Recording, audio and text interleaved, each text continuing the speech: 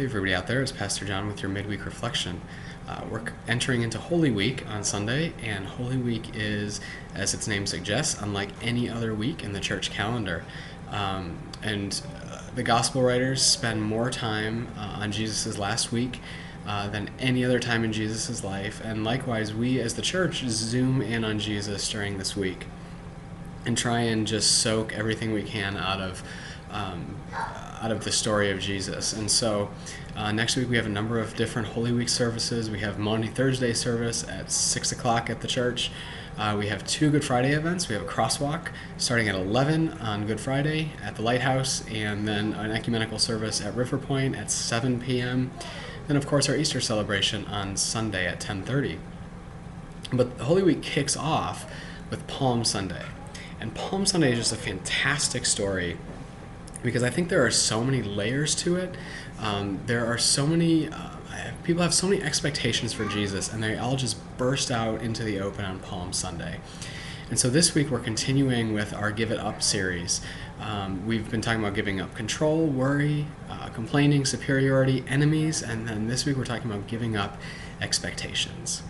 Now, we can't totally give up expectations. We need expectations to survive. I expect that when I sit on a chair, it's going to support my weight.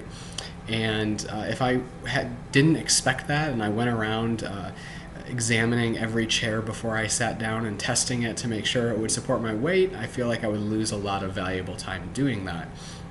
So expectations serve their purpose, but they can also be really damaging when they come to expectations about our lives, expectations for God that we all hold.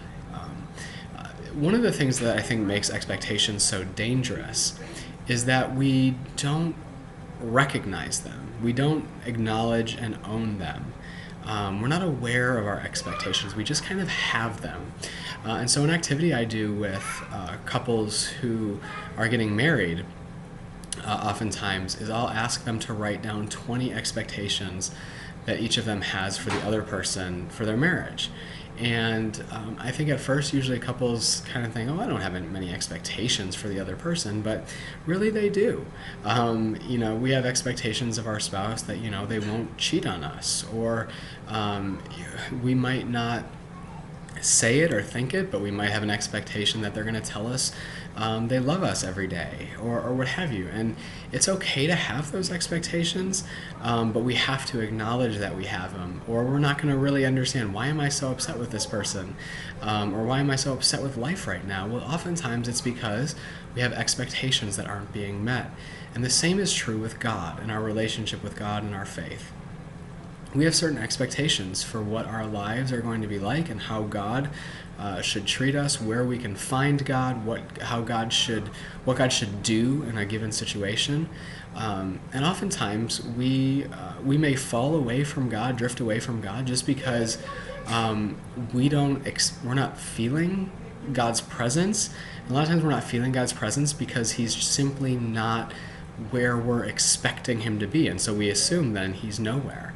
But really, that's where we need to really look at our expectations. So what I want to encourage you to do as you prepare for Sunday over the next couple of days is, if you get to some time, make a list of all of your expectations for what you feel like your life should be, and your expectations for God. What do you expect God to do? How do you expect God to relate to you? Where do you expect to experience and encounter God? So take time to make a list of your expectations for God, just like you would, you might even do it for someone else too. And it might help you to then kind of, with those expectations in the open, you can then evaluate them. And we're going to talk on Sunday about what are the expectations we should have for God, what are healthy expectations, so that we can actually experience and encounter God more, rather than just live in disappointment about our lives or about what God isn't doing and where God isn't showing up. So those are some things to think about as you prepare for worship. As always, I look forward to worshiping with you, especially this week, this Holy Week, as we live the gospel life together. And until then, may God bless you.